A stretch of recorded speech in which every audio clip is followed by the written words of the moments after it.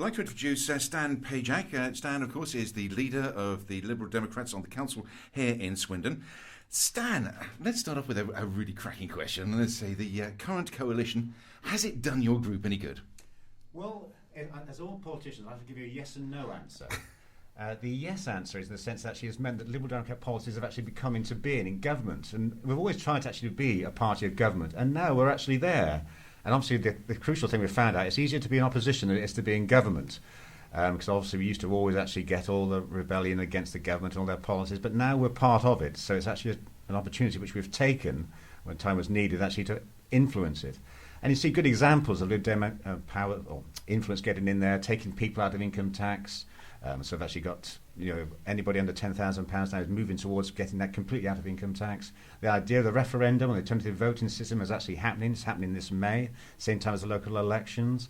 So our policies are getting an influence in government. But unfortunately, it appears to be higher education was a real difficulty. Actually, the sense of actually, our idea was actually to get rid of student funding in the sense of actually making people contribute. And how did that differ to what the reality was then? Well, the reality was very difficult because actually what happened was there was a working party before we came into government which actually did recommend the system we have now, which actually have continued tuition fees and in fact increasing to a threshold of £9,000. So it has been incredibly difficult for the coalition in terms of respect because that was always one of our crucial things actually about student funding. But reality has had to change that. But obviously the system we have means that the threshold when you pay back your loans is actually higher now at 20,000, which means a lot of people may never start paying back their loans. So a system has been created that we think has benefits, but it was not our ideal, no, far from it. How does that sit with a group such as yourselves who was so anti any charges being placed on anybody going to university to now find that they're going to come out with a debt of £27,000 on their tuition fees alone? It has created a lot of difficulty. I mean, we had a lot of problems with people because they saw that as actually going back on our hopes and promises before the election, and I think all the potential MPs did sign a pledge not to increase tuition fees, and in fact the idea actually to get rid of them completely. So it has caused us difficulties, particularly among students who I think you saw the rebellions and things like that there, and it was so strange actually to be in the position actually they were rebelling against us in a sense. But I think time will hopefully see that some of the policies we're bringing in actually will help a lot of students. The idea of part-time students were never actually part of the system before, but now they can actually get grants and everything else. So there has been benefits, and time will hopefully just see that we made the right decision in difficult times. I mean, they are small benefits though, aren't they? Well, you say that, but they didn't exist before. So there are the benefits, particularly for the people who are worse off. And I think the idea of anything the Liberal Democrats stand for is fairness. So I think that is the degree they've gone into. And another example, actually, we talk about education, is the pupil premium, when those worst off actually will get a premium actually when they go to school, so they actually do get increased funding for them. So hopefully that talk of fairness still exists and something that we stand for. Okay, so that's a general chat to get us into the mood. What are the Liberal Democrats going to be standing on? What's the platform for Swindon? What are you going to be doing for us? Well, the truth is, I'd be totally unrealistic if I said, well, we'll take control and all our policies will come into being. It won't be like that. I mean, what we're trying to do in Swindon particularly is actually to increase our say, increase the amount of councillors we have there. So we will be an influence. There will be no change in the council. It will continue to be Conservative controlled because it's an election by thirds.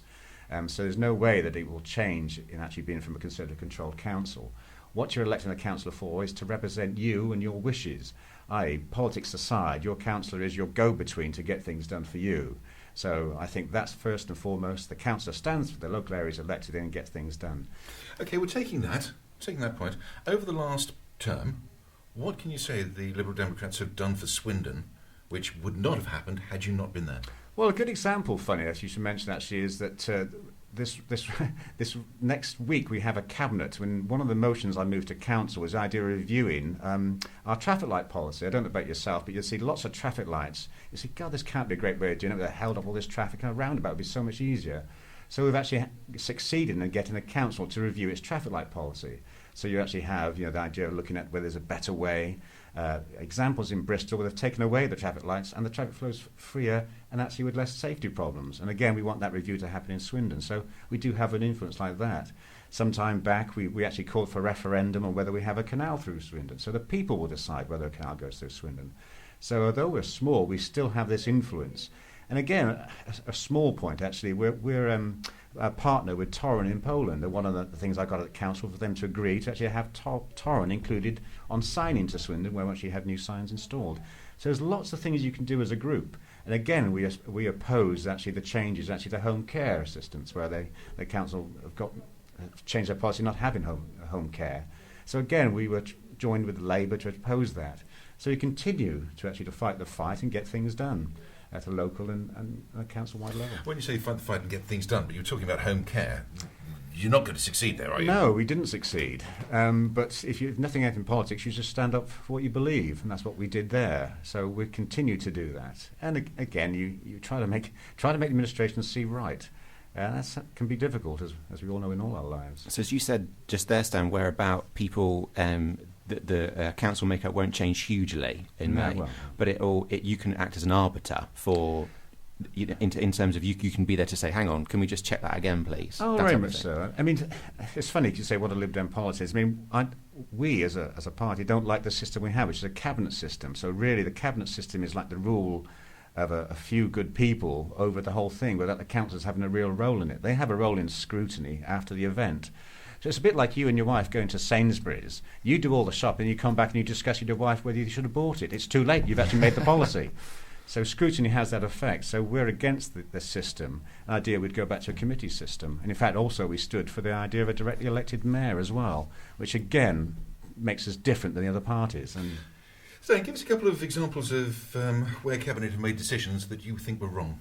well, example, we wanted actually the idea of actually having a referendum on a directly elected mayor for Swindon, so we believe that was right. We also talked about the home care policy. We felt that was a problem created by the council. We talked about home care assistants. They've been paid £8 an hour, and the cost was actually over £30. Where's all that money going? It was the council, at fault, and yet all those home care assistants are now leaving, and they're the ones that's been caught up by it, whereas it was the administration's error. So that was an example where we stood with Labour against that policy. So examples like that as well. The budget setting as well. We were part of that, and that's been a difficult process, and there has been problems with that as well. And the idea of more power to local people, again, something we were pushing. And again, I think most people would agree with that. So, when you say more power to local people, are you talking about through having regular referenda? I think so. Yes. Funny enough, we're having the first referendum in May, actually, on the alternative vote system since we joined the EU, which is a long time ago. That was the last thing we voted on that wasn't. It was. It's strange, isn't it? But I think there is. Examples would be for a direct elected mayor of Swindon. Can I be pedantic here? We were actually in the EU when we had the referendum. We did. You are quite right. You are quite right. Yes, it's a referendum after the event. To stay in. Yes, to stay in. You're quite right. You're quite right. Yeah. And funny enough, we actually did call for many moons ago for a referendum about staying in the EU before the elections a long time ago, just to make sure that people were still with us. That's a massive change, though, to the established procedure here. Currently, we elect people in, or we should elect people in, who carry our views. So we shouldn't really need referendum, should we? You say that, but I think most people would be more happy with referendum on certain issues. I'll give you that example actually in Swindon, the idea of actually having a canal going through Swindon. I felt there was such a dramatic move that I think I'd like people to make that decision for us. So we did get the council to agree that will be a referendum if we talk actually about putting a canal through Swindon. There's pros and cons to it, and funny enough, I went to a canal group the other week and they did tell me a lot of the pros. So it's an interesting debate, that one. But it would dramatically change Swindon forever. The road networks would have to change and everything about the town and the money invested. So that's a good example.